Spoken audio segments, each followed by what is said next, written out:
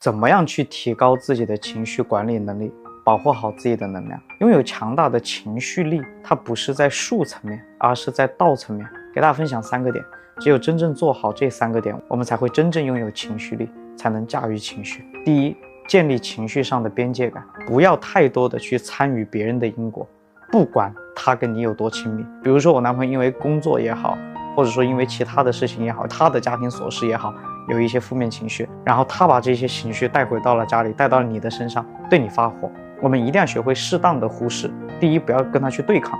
不要觉得他朝我发火我就要骂回去。第二是冷静，好吧，宝宝你现在心情不好，那你就去打游戏吧，那你就去打篮球吧。我不需要总是去接住他的负面情绪。那同样的，我今天因为工作领导，因为其他的事情产生了一些情绪，焦虑难受，我可以跟我的伴侣倾诉，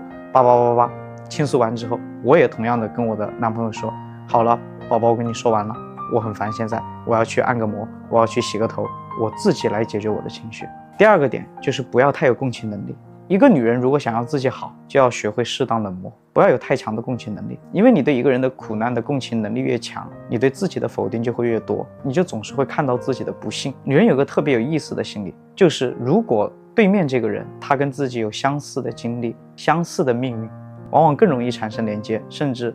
进入深度关系。你看那些真正生命状态很好、能量很高的女孩子，情绪比较稳定的女孩子，她们每一天说的正向的正念的话是比较多的。所以我们一定要远离那些引导你说出负面的负向的话的人和事。比如说你的闺蜜，她总是在你的身边跟你讲，哎，我男朋友怎么伤害我啊，我又怎么大的压力啊，我的领导上司又怎么着。你不断的去共情她的时候，你就会发现你自己也会开始去抱怨，开始去说出一些负向的话。你本来今天能量很高的，你跟他在一起越说的越多，他好了你 emo 了。比如说你跟你男朋友在一起，你男朋友天天也是跟你去抱怨啊，压力大，情绪不好等等，你去共情他，你同样也会变成一个压力大非常消极的人。所以我们在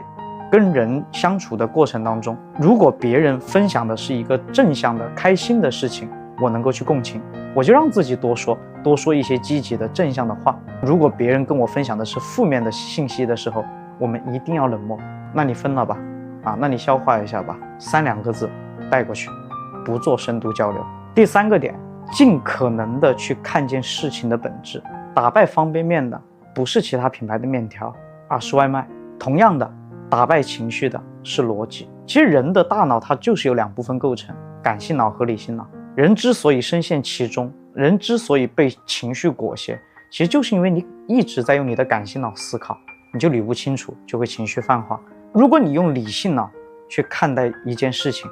你就会去梳理它其中的脉络，你会站在一个客观的角度去看到一个问题的本质因为人的精力是有限的。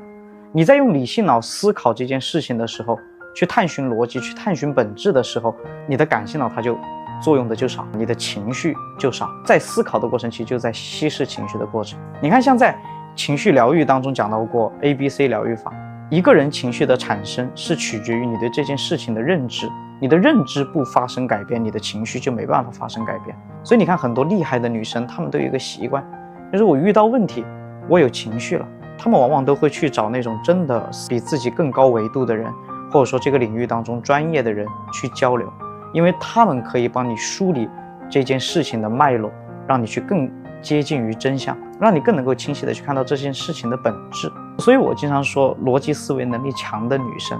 她的内核也好，情绪管理能力也好，要比普通人要强，因为她们用理性脑的时间更多，她们是辩证逻辑，而普通人大多数是情绪逻辑，用感性脑更多。